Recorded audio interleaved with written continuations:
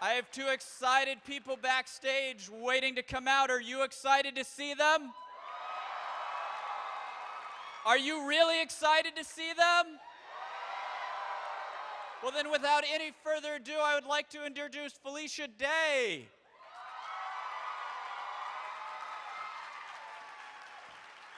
Welcome.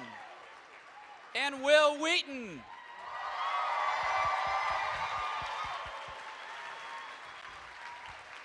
Hello. Hi, everybody. Hi, you guys.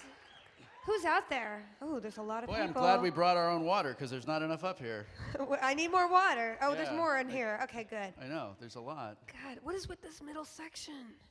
It's the Who do you people have that, to- that's the people that don't want to see us. Oh, So are there they don't- names? they Are there don't- names on yeah, each seat? Yeah, yeah. It's Pollen the, Storm? It's all the Pollen Storm Yeah. fans.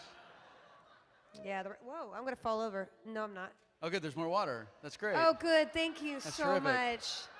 Thank We're the most you. disgusting first world assholes on the face of the planet.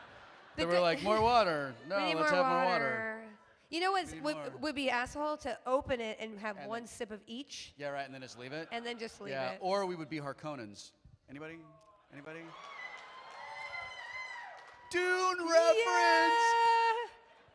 All right. Wow, thanks for coming to our, I guess it's like a fireside chat. Should we sit on these things? I don't know. You should stand awkwardly in front of them. Okay, good. We're doing a good job of No, that. can we sit? Can we just go like this? Well, hey guys. No. Oh, that's good. What's up? I'm really, this is a nice sit. I know. It's And like, I'm also it's- glad that it's a I'm little technically not sharing a seat with you. No, that would be awful. So I'm on my own seat. No, because you fart in it, and the fart would infiltrate over on my side. And has anyone in this room seen Felicia and me on Eureka? Yep. Are you familiar with an episode we did called Of Mites and Men?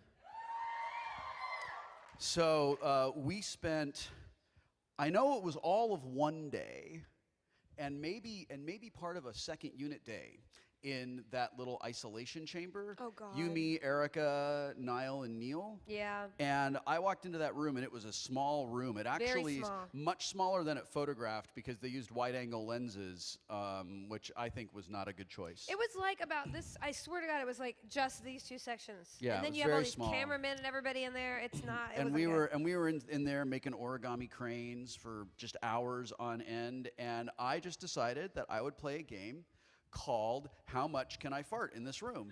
It's true. And then Neil joined in because if that guy eats broccoli, you're done. Yeah. He Yep. is And done. we actually, Grayson and I went and loaded up at lunch. He has barf farts. Yeah, it's true. Yeah, it is. I think so. So Yeah. anyway, and Erica is a very proper lady. Yeah, so she's you a can girly imagine that combination was not acting on that screen when we started hating each other. Not acting. But the important thing is I made my friends who I love endure my farts for 2 straight days. It was like a road trip. You gave me nose cancer with that. I know, I did. Thanks a lot. Yeah, you're welcome. You're welcome. Hey, if you guys have questions, line up somewhere. Just not in this room would be great. If you could just line up like at the bus station. There's some kind of lining up somewhere. then that Cue would happen. I at see. will. I can never tell. Don't cue at me. Cue in front of the microphones, and we will take your questions. I'm doing this with my hand too. I know. I have like a claw hand. No, that's what, when we do photos, he always, because I forget my hand exists, especially my left one. For some reason, guys, I don't know, it's like Manos' hand of fate. But, Right. But, and it's like. Your hand watches the house while the master's away. It does. And eventually, like after about 10 photos, it'll claw up. So basically, he'll just go claw hand, Yeah. and then I'll go, no, you're making me aware of my hand, and then it'll claw. And then sometimes there'll be a person standing between us, and you want to be friendly, right? So we're like, hey, and then I accidentally touch. It's awful. It's clammy and gross and the awful. worst. It's awful. It's worse than your farts to touch you. Really? Yeah. If I farted right now, you would not say that. Oh, What are you doing? just down here. Okay. Down here? Down there by, Yeah. down there in the pool, I guess. It's, I gotta have 1 drink of each water. Right.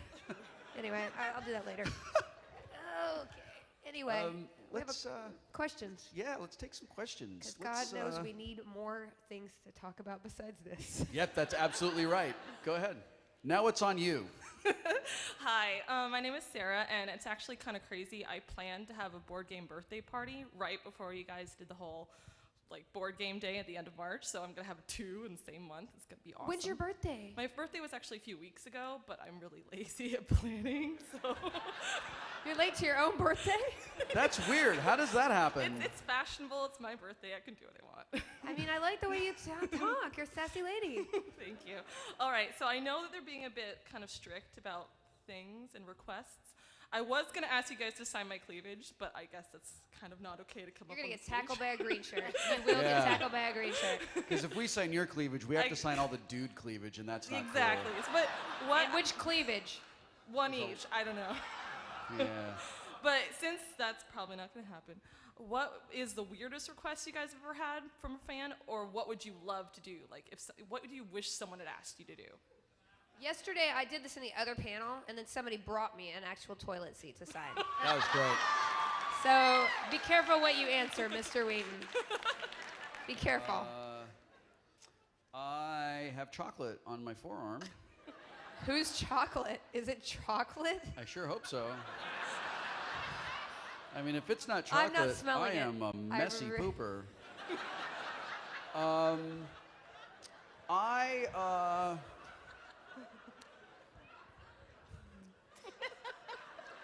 I love it. I really, really love it when someone brings me one of my self-published books from roughly 10 years ago when I was just starting out as an author, because all of those books came from my house.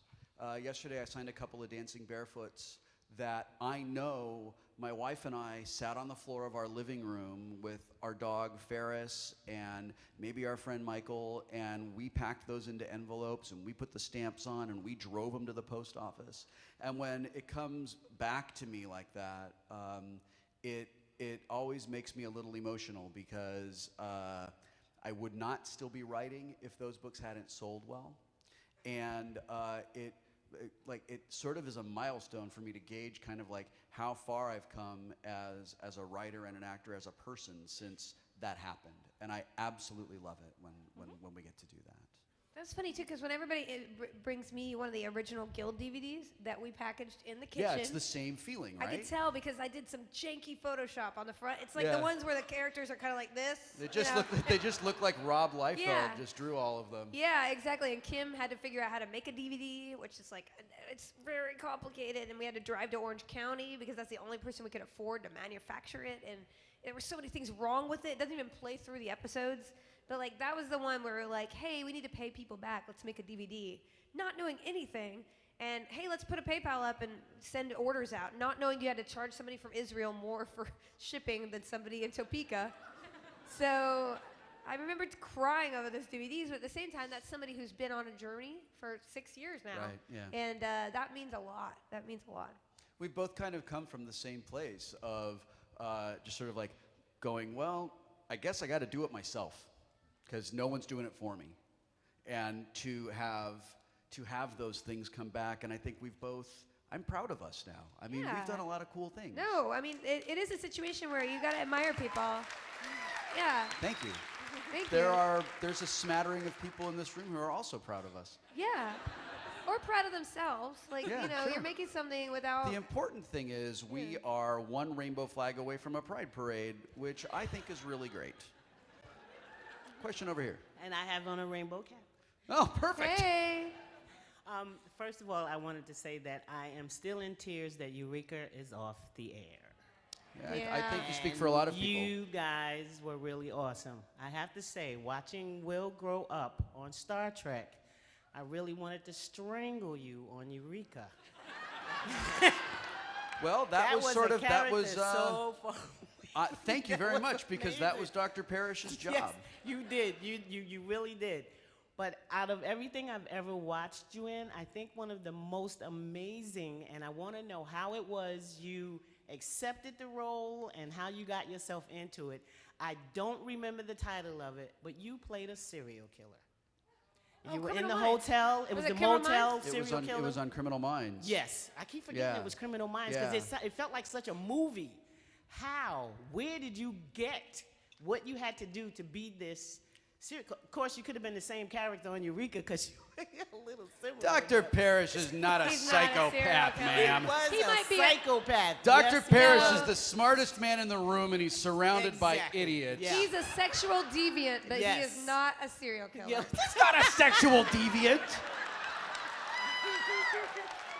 No, way you I'm sorry. chased her? You're Yes, you confusing were. Dr. Parrish with little bobblehead Fargo. Don't do that. Don't do that. Fargo is not a bobblehead, and He is I'm so absolutely glad you a chose bobblehead. Fargo. He's I'm weird. glad she chose Fargo. He is a weird bobblehead, and Holly made the wrong choice. No. All I'm saying is if Dr. Parrish had been in fake Eureka, things would have ended up very differently.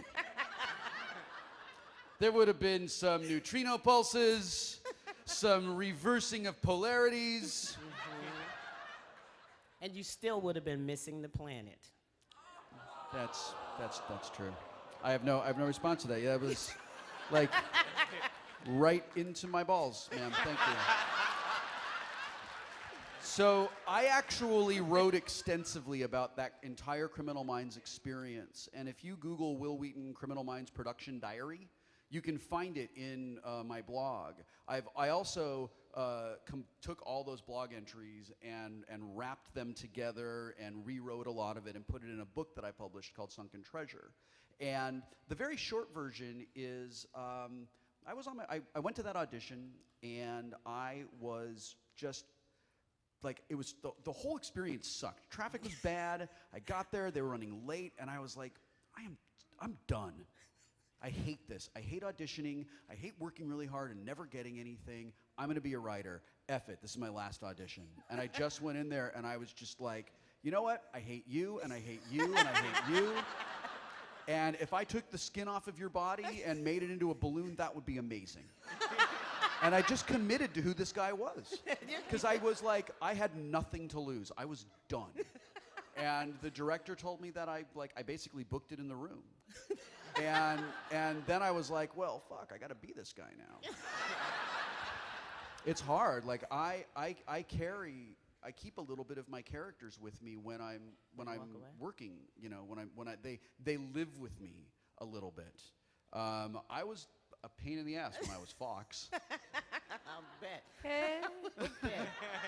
Well, outside of that, I wanted to say that living here and coming to Emerald City Comic Con, it is always awesome because we can just be sitting in the hallway waiting online to see somebody. It's taking us 2 hours, and you walk through, and it's on your way And to it's the kind restroom. of the best you part of step the up- day, It I is. You know. are so cool.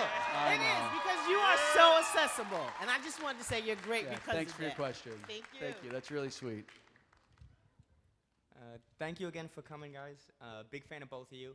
And I've got a question. You guys have both married alternative new media, the Guild, whatnot, and still doing mainstream media. I'd like to hear you guys' thoughts on where this alternative possibilities that we have now. He broke his arm hang gliding. Really? Yeah. Got in a fight with a mountain. Yeah. It was a tie. All right. You should see the other guy. How's the other Klee game doing? It's interesting. It's interesting world right now. Like, I think in the next, in 10 years, no kid is going to ever think, oh, I can't just order what I want to watch anywhere I want. Yeah, what do you mean I have to wait for this?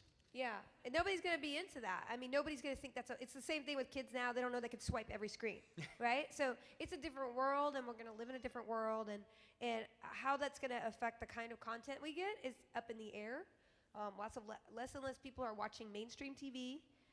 They're watching more stuff online, or their attention is online, not necessarily watching web video, but seeking out content, whether it's a game or a blog or a social network where their friends are, or watching a video, right? So to me, it's an amazing place to be when people 6 years ago had no idea what a web series was. Why would you make video for the internet? You're a crazy woman. Like, what is this? Why aren't you doing a Cheetos commercial? Like, it's like, that's what my mom By the way, still I asks me. apologize for saying all those things. Yeah, exactly. Ignorant. Anyway, so it's really interesting. The next couple years will definitely show some interesting things, and that's why I started Geek Sundry when YouTube offered to fund channels, because I wanted to make sure that my imprint of what I love to make is there in the beginning, so that we can grow and be a part of this world where the mainstream media is going to move in and kind of close doors to more independent people. In some ways, a lot of money is going to move into the space, and with money comes all that stuff that we always fought in the mainstream. So Those people are starting to show up now, like these people Yeah. that are sort of really trapped in a 1990s, like they're still fighting the Napster fight. yeah. And you know, these are people that have, like, they've seen that people like Felicia and Hank and John Green and like all of the YouTubers, this new world that has been blazed by all of these people. Like, there is this trail now that now everyone's sort of like coming down out of their very expensive corner offices in the big glass building. Yeah, and how do we own and that? Like, how do we synergize and maximize our audience engagement? And I have a tweeter, and like they're just and they don't know what they're doing, and rather than looking at this new world and asking themselves, how can we be part of this? What they're trying to do is take this new world and make it as dysfunctional as the one we all left. Yeah, how do we use And- it? How do we own the creativity? How do we control it to make money? I mean, So that's the the- basic part of it. And that's why I love working with tech companies, because they're a lot more open to creative innovators. And, you know, the whole Geek and Sundry world is created because I thought these were some shows people would like. And if we were to go forward for a second season, which I'm not confirming, but it's a good chance, then I'm going to say that a lot of new shows will be coming on, because I'm like, oh, I see that this worked and this one didn't, and let's like mix it up, and I want to do more gaming stuff and all this other stuff. And they're fine with that. They're willing to experiment. And whereas a traditional person would be like, well, I don't know if everybody's Yeah, we pretty shouldn't enough. take a chance there. Yeah. And yeah. I walked into an audition where I was perfect for the character, but I was like, I'm not WB enough for this role. I should just leave. All the time. All the time. All the time. So, you know, that's the cool thing about it, and that's why I think it's really important for, you know, not only my channel, but people we know like Hank and Hardo and all these great YouTube and writers as well, to just keep making stuff so that they're contemporaries of the world, so that they'll be the people they go to, because the guys with money don't know how to figure it out. Yeah, and our friend Chris Hardwick is doing an amazing job of living in both worlds right now. And Chris and his partners are doing work that the audience will never know about, that is opening doors for people like us, and maybe opening doors for people in this room who are creative.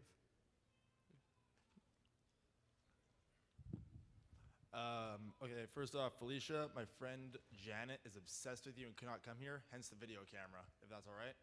I'm just gonna ask a question, but my friend Janet's obsessed with you. She couldn't make it here, so Okay. cool. Cool. Hey, Is Janet. she like, I like you obsessed, or like, I'm not going to be ignored obsessed? Or I want to wear your I'm not skin. gonna delve into my friend's private life. Sounds Well, that's very a little nice. rabbit boily. Thank What? you, Janet. Thank you. My question is actually for Will, though.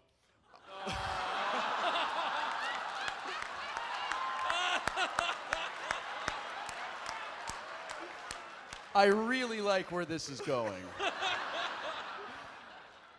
I'm actually just curious, like, what have you and Jim Parsons done any like sort of ways to kind of warm yourselves up for your little back and forths on Big Bang Theory in the past?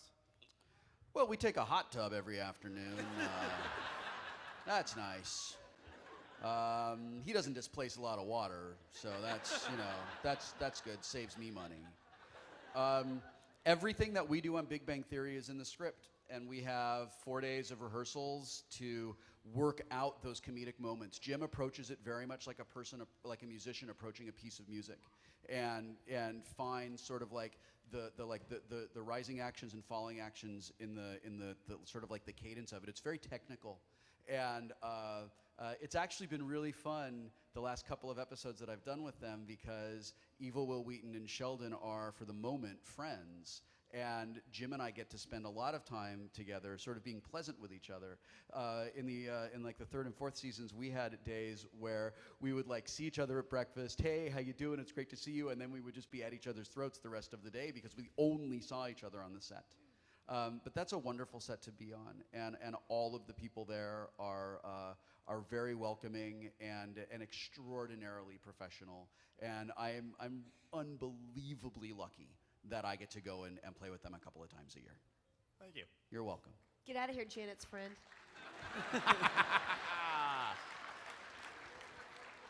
Hey, it's Janet's other friend. No, I don't know Janet, unfortunately. I was going to ask you guys your favorite tabletop that, due to time constraints, was too long for you to play. But Felicia brought up Menos Hands of Fate. And I want to know, if you sit down with a bottle of wine and you're going through your Netflix, what is the best, worst movie that you guys watch? I've actually done this. Oh, I do it every time I can. Help me. What? Oh, right. So my wife and I, the day that it became available, we got on demand Piranha 3 Double D. What? And it was exactly what you think. And then, there's this awful movie called The Apple. It's so bad. I mean, it's so bad. So Ann and I were like, we had like, I don't know, 12 or 14 bottles of wine. Oh yeah, that's how you gotta do it. And watched this movie, and we were like, this is hilarious. And then so we went to visit my brother, and we were like, you gotta watch this movie, The Apple. It's so and like 15 minutes into it, we were like, this isn't fun bad. It's bad. Oh. It's time to go. It's time to turn it off. What do you like to watch that's terrible? I love any kind of kung fu movies, whether they're high quality or low quality. Yeah. In fact, low quality is better. Well, yeah. When their wigs fall off slightly, you know, when they're obviously on a stage that's smaller than this and it's made out of cardboard. Those are the best ones. I also like 80s movies like Kroll, because that's a terrible, awesome movie. Did you just call that the girl's Crow hair terrible? is like the most epic redhead hair. It's like an animal on her head. And young Liam Neeson is like, why didn't I stay in Shakespeare? Yeah. So that's a really good one. Yeah, that's a great question. Thank you. Thank you. Thank you. Hi. I'm actually freaking out right now. Felicia Day, you are my idol. Thank you. Is your question for Will? My no, it's actually for you. If you have not gotten the premium funding for the YouTube channel, would you have even created Geek and Sundry? Had I not gotten funding? No, because it takes a lot of money to make all the things. I mean, we made 612 videos, and we're not even done with our season yet. That's a year of content. That is a lot of content. It's like 70 hours. I mean, it's crazy. It's crazy how much content we made for very little, you know, the price of one TV show. I mean, pretty much it's not very much money relatively to the content. I think had I not been able to, and it was an amazing blessing, really, because they funded all sorts of different kinds of content for different kinds of viewers. They wanted to see what is going to stick. You know, if people get picked up, they're going to be a small fraction of the ones they funded. So you guys, if we get picked up, it's because of you guys. It really is, 100%. Our subscribers, our numbers, it's your enthusiasm that will keep the channel going. To me, unless you haven't subscribed, in which case you're dead to us. Go to hell. It's free. It's a click. Come on. Yeah, come on. Like it's an indulgence, you guys. Really. It's an achievement. Unlock it. Yeah.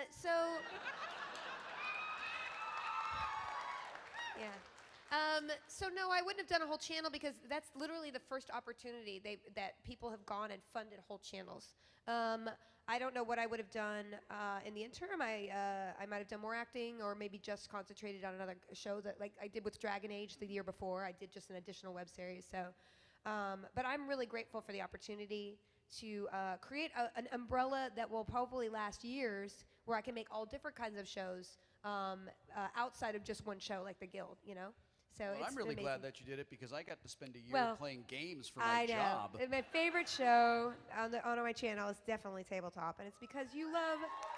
It's because of your love of the show. You know, that's what I want to make all of our shows, no matter what we do, is to embody the spirit you have with your passion for the subject and your passion for the fans. And that's pretty much the epitome of why I go on and Thanks, go to dude. the office twice a week.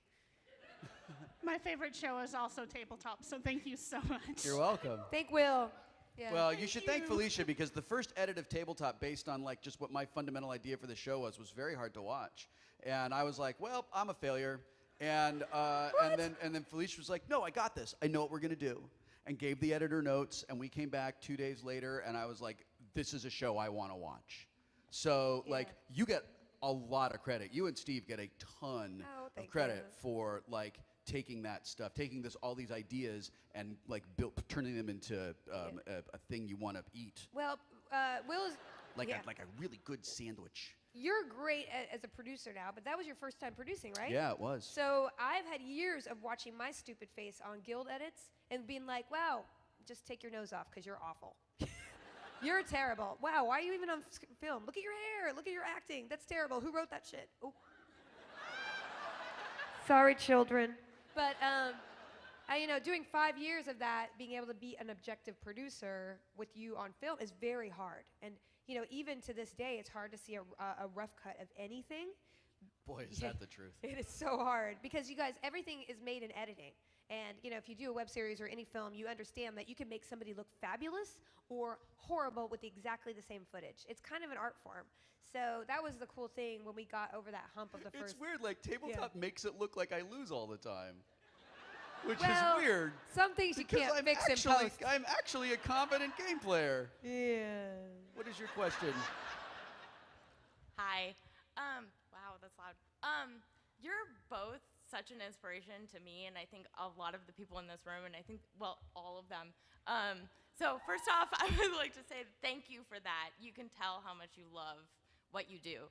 But I also want to say, well, my question is what actually was the turning point for you? I know that Felicia started kind of studying music and was top of her class, and Will, you kind of left the movie scene, TV scene for a while, and then kind of came back. Was there a turning point that kind of brought you back into the public, or You were the top had of your you class? start? I had a 4.0 and I gave the valedictorian speech on finding the creativity in your science. What? Guys, it's true. How did I not know that? It's true. Look at you. I am Nerd! Dude, Felicia, that's amazing. Well, I did it because my dad made me.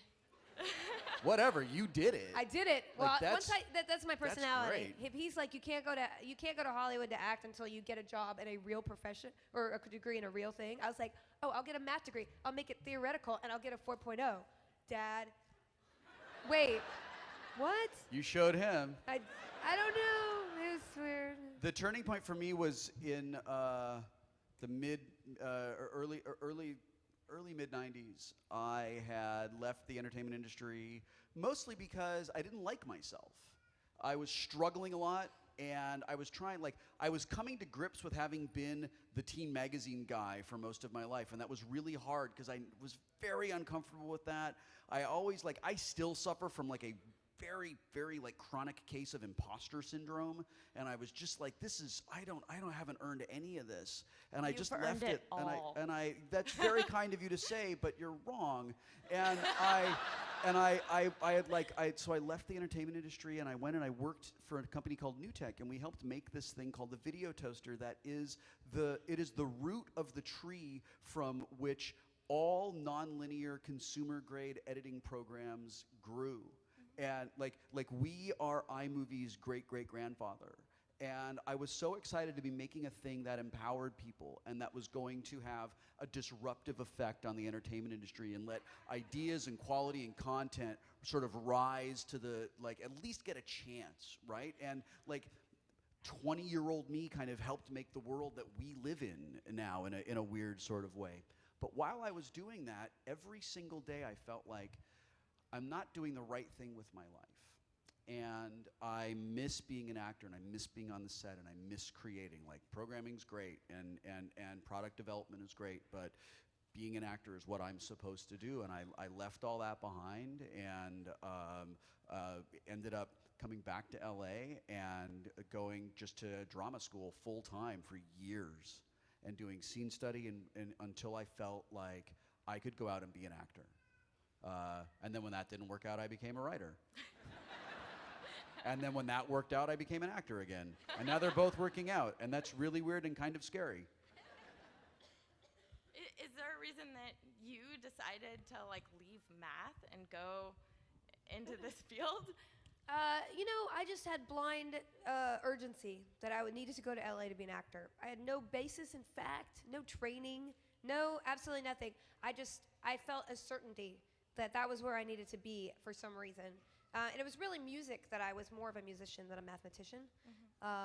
But life is a series of turning points. Like I don't ever feel like if I feel like I'm already, I'm here, then I might as well not do anything. I mean, like honestly, if we're not always growing and becoming somebody different and discovering who we are, because we're infinitely complex. We never will know ourselves entirely because everything that we interact with changes who we are. So to me, I never just want to be the girl who was a violinist or the girl who did a bunch of commercials or the girl on Buffy or the girl who did The Guild or the girl who did Geek Sundry or the old woman in the coffee shop. Look at her, she's stinky. Like I don't ever want to become all that I will be. And that means making hard choices about leaving things behind and leaving who you were behind and not putting too much ego into some portion of your life because eventually you have to grow from that. And so to me, I always have tried to figure out what is the next thing, who is the next person that I want to become. And everybody should think like that because we'll never reach our full potential unless we're always trying to grow. On behalf of all of us, thank you for making the hard choices. Yeah, you're welcome. That's very well said. Thank you. I hope somebody on Tumblr takes a lot of that and makes a cool typography thing that I can reblog. What? Do it, Tumblr. That I know would be you can. so I know you cool. can. I've spent a lot of time on you. I've seen what you do with laser cats. I know what you can do with typography. Do not let me down, bitches. So I love you, Will Wheaton, but I'm here for Felicia Day. I didn't even know you were here till I got to Comic-Con. So, you didn't know I was here? No, him. Oh, he's kind of awesome, but okay. He is awesome. I love him in Eureka and everything. But I was here for you because you've helped me through a lot. And oh, thank you. I, from Dr. Horrible, the 3-layer thing to everything, what was your favorite show to work on or project to work on? A lot of people ask me that, and I have to say that anything I've done except for a couple questionable movies early in my career, everything that I've done recently especially is my favorite. Like Dr. Horrible is my favorite for the family that was created there and the phenomenon that it became that represented so much to everybody. And of course the Guild represents everything to me. Like The Guild helped me through a girlfriend who ignored me for a while. So. Oh, thank you. Well, She got mad at me because I would ignore her for you. Oh, well, I don't know what to advise you on that one. I just might recommend maybe beginning to ignore her for me. There's an alternative.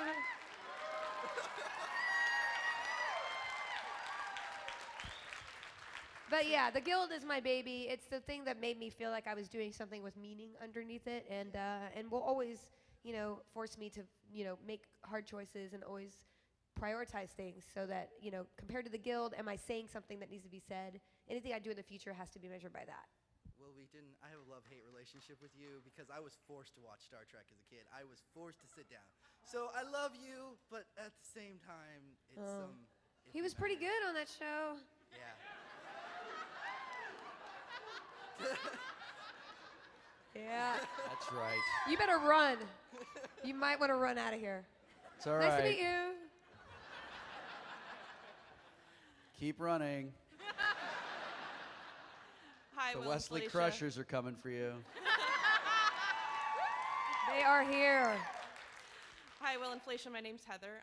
I'm a huge fan of you both. I've been following Felicia since Vi, and thank you so much for playing wonderful, geeky, awkward characters. I love them. And Thank you. You make me feel better about being exactly the same. Thank you. Will, I used to have Teen Beat posters of you from Stand By Me. You and Mackenzie Aston were my two huge teen celebrity crushes. Who else was the other one? Mackenzie Aston. Who's that? All right. He's the fat hobbit's brother. Oh. He was in The Facts of Life. Okay. All right, guys, I don't get it. I'm too young. I don't know, not really. I'm just ignorant. My question for you both is, when I discovered that you both knew each other, and that was like the most amazing point of following you both, was I would like you to both explain in your own perspective of what it was like to meet each other. To meet? Yes. Oh yeah. Well, I asked Will to. So basically, I was writing season 3. I hadn't actually written it, and I was doing the character sketches for the Axis of Anarchy. And I knew that my co-producer Kim Evie had done work with Will at the Acme Sketch Theater. And I had seen you in Bravo. Yes, you had. So where I took classes, where I met Kim Evie, who was the only writing teacher I've ever had, actually. So when I was configuring this new guild, I was like, God, I really wanted a guy who's an intellectual douchebag. Nailed it. Nailed it. And this was before Big Bang, and this was before a lot of the roles that, embody a little bit of that edgy kind of thing that you do very well. And I saw, and then I went to PAX, and you were so nice to me at PAX, and there were all these guys in kilts. So these random things in my head added up to, Will should be the other guild leader. And, the character was nothing. It was just a sketch.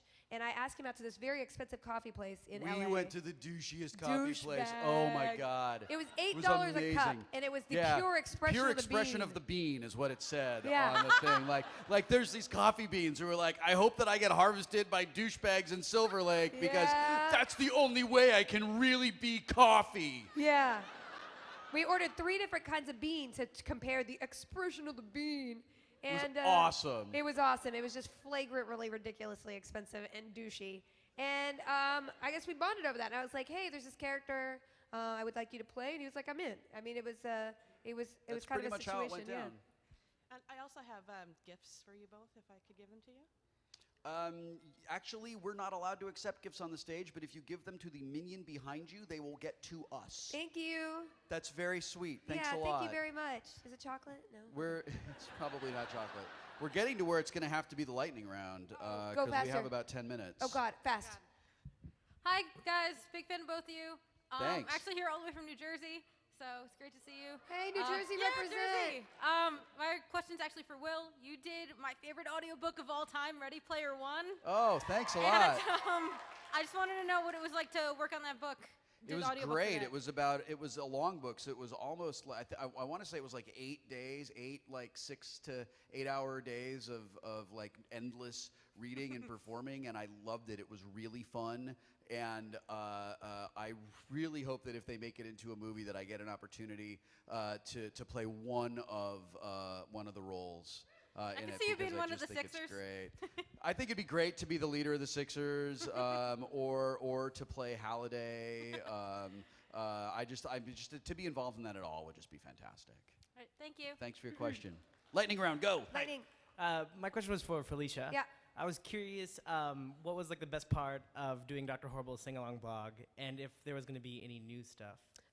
The best part was just knowing the people involved. Like, they're my friends, and I cherish their friendship more than anything in my life.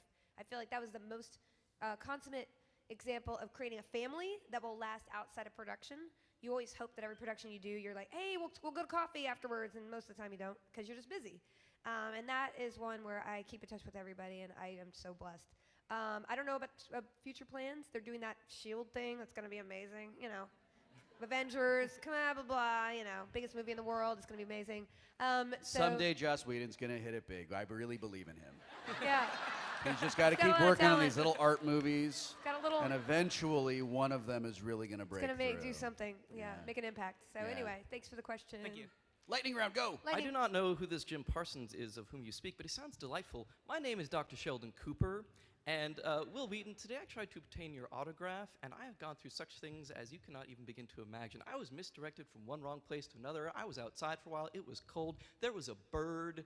Finally, I got into line, and I was denied the opportunity to get your autograph. So it's just one thing I feel I need to say to you, Will Wheaton. Wheaton!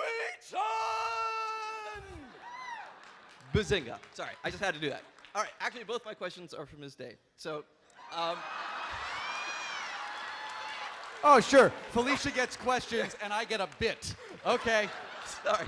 You're That's the fine. bit master. I'll be here enjoying this I water. was very impressed with the way that you conquered your fear of heights by trapezing, and you inspired me to try to conquer one of my own fears, so I'm going to try to do that right now. So I was wondering, would you be willing to go out on a coffee date with me?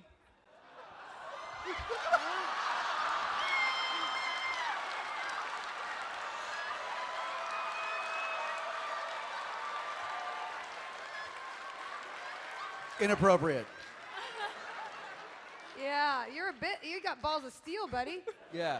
Actually, I'm going to take this. I'm going to take this question for please. you. No. Okay. I thought so. And real quick, is there any possibility of there being a spinoff from Eureka with like Dr. Holly and Douglas getting anything? I don't think there are any plans. And everyone. And Dr. Parrish. Yes, of course. We have this idea that Holly, Fargo, and Dr. Parrish drive around the Southwest solving mysteries in a van. I would watch that. I would watch that. Idea. Thank you. Thank you. Lightning round, go. Hi. My question's for Will. I love tabletop games, and I really love that Felicia, that you've done the show. Is there any chance that Mystic Lords of Ka is going to be a tabletop, and will you play it on the show with Jim Parsons if it is? Please? Okay, so there's a lot of ifs here. Like, there are a lot of nested ifs in this particular statement. If they make that game, if it is fun, if there is more tabletop, if I can convince Jim to take time out of his extraordinarily busy life to come play games, which he doesn't really do, then yes. Will you make the game? Pardon me? Will you make the game? You know, I actually offered to help develop it, and I talked to some people at Warner Brothers, and I said, I have an idea for how we could do this, and I've got friends who are game developers, and I'm a gamer, and those talks proceeded a little bit, and then somebody at Warner's decided they really wanted to just do it in-house, and I don't really know whatever has come of it.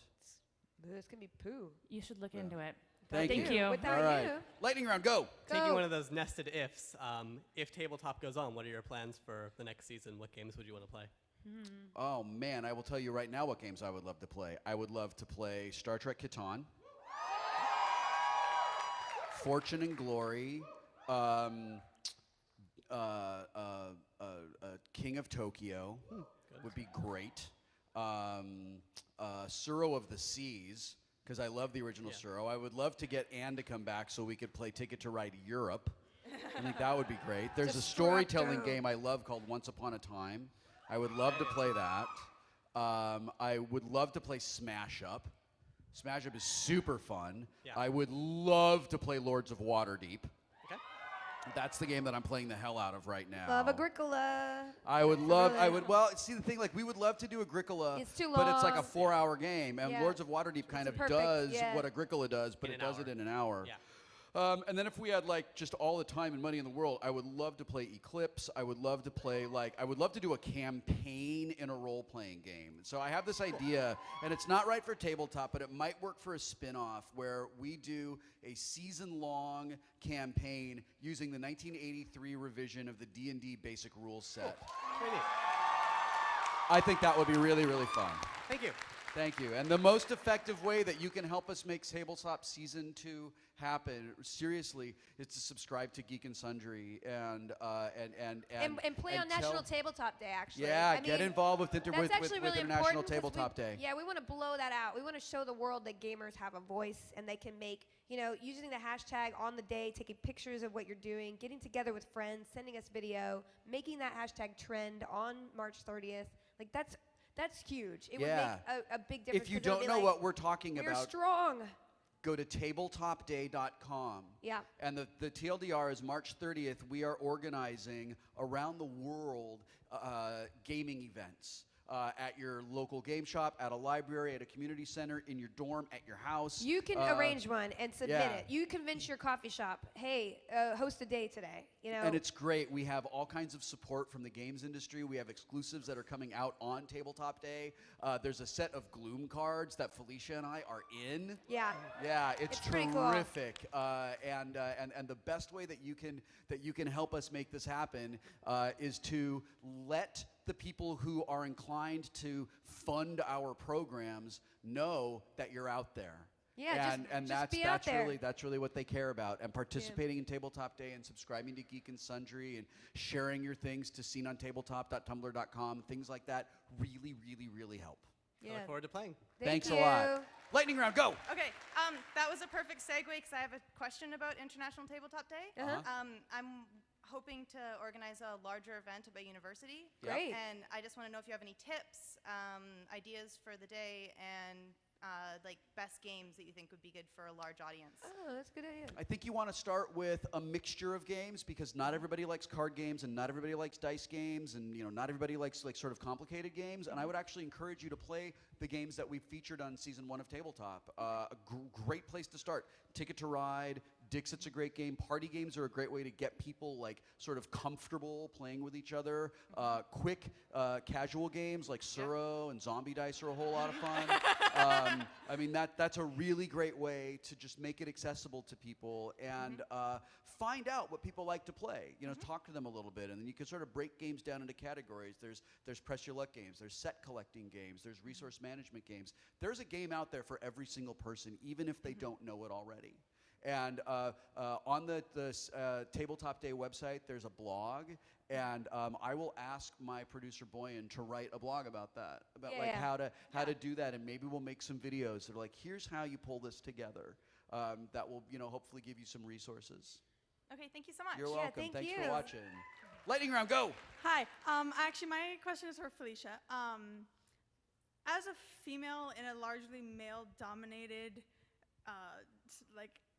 genre, how do you maintain your femininity and keep the girly thing going? Because I just do whatever the hell I want. Yeah, bravo. I mean, there's a lot of everybody. A lot of people want to make girl gamers or girl geeks a controversy. A lot of people are trying to make it their identity. I respect everybody. I'm just myself. I am a girl who loves what I love. I don't know a lot about some things. Like, I don't know deep lore about Star Wars. That doesn't not make me a gamer or a geek. If I don't know how to play Call of Duty great, I'll kick your ass in Skyrim. I do whatever I want. If I dress sexy, it's because I feel like it, not for somebody else. If I want to, it's all me just being me, and it's incidentally, I'm a girl. I love ordering shoes. These are pretty good. I got them free because I stole them off a set. But generally... I just like the things I like, and I represent myself, and a lot of those things happen to be geek genre things, but I'm not one thing, and nobody is just one thing. And to allow yourself to be pigeonholed defeats all of us, because then we're just a label and a mashup t-shirt, and we're all more than that. Thank you. And kids, cover your ears. If you're one of those people that makes that question need to be asked, fuck you.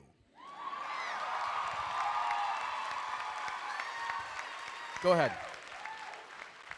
Fuck yeah. You both work so hard for all of us representing tabletop gaming and video gaming. Yeah. The thing that I specifically wanted to state is in rediscovering you, I was very excited. You always say, don't be a dick. That's my religious philosophy. That's fantastic. It. That's all I have. Welcome to the First Church of Wheatonology. And I just like a brief explanation of where that came for you. That came out of my PAX keynote in 2007. And the reason that I said that is because I got really frustrated playing video games with people who just couldn't have fun. It had to be about like how much better than me they were, and like how many times they slept with my mom, and it was just lame, and it was making people not want to play games. And what was happening is that the worst just playground bullies were dominating this thing that really should belong to everyone. And I thought that a great way for us to take that back was by living by example. And the best way that we could do that was to tell people, don't be a dick. Everybody knows what that means. You know, like you can pick up, oh, that guy's being a dick. And it's really easy. And if you're being that guy, stop being that guy. And if you're thinking about being that guy, don't be that guy. And I mean, it's not especially complicated. Thank you. No, thanks for your question.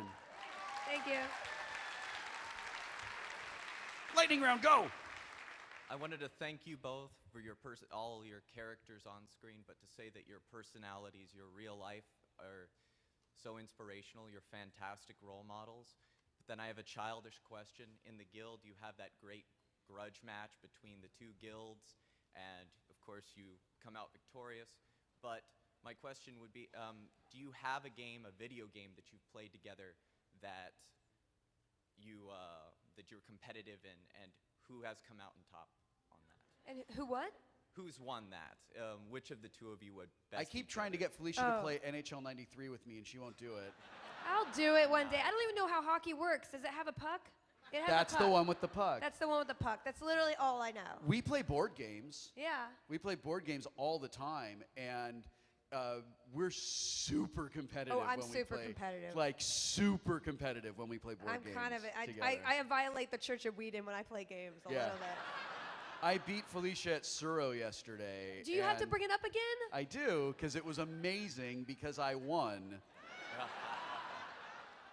It was great. Yep. Remember when we each had one tile left to play and yours Yeah. pushed you off into the dead Yeah, land I and mine remember kept that. me alive because Yeah. I'm awesome? Remember when that happened? It's really your humility that I love about you, friend. That's awesome. Thank you. All both. right, thank you. Thank you. I guess the green shirts are blocking everything. Is that have we run out of time? Oh, we're 5 minutes, 5 minutes over. Shit, I'm sorry, people who are waiting to come on after us. I want to eat lunch. All right. Hey guys. Felicia, what do you want to say? I want to say thank you guys for being awesome and inspiring me. Coming to conventions like this and meeting you and hearing your stories and your real lives and how, you know, the things that I do affect you as well as the things that you do affect me. That makes me want to go create art. So thank you. What do you want to say, Will Wheaton? I want to say that being a geek isn't about what we love, it's about how we love it. And no matter what you are a geek for, take it to 100 and embrace it and love it. And when you find a person who loves the same thing that you do, love it together, because it's awesome. Thanks a lot, everybody. Bye.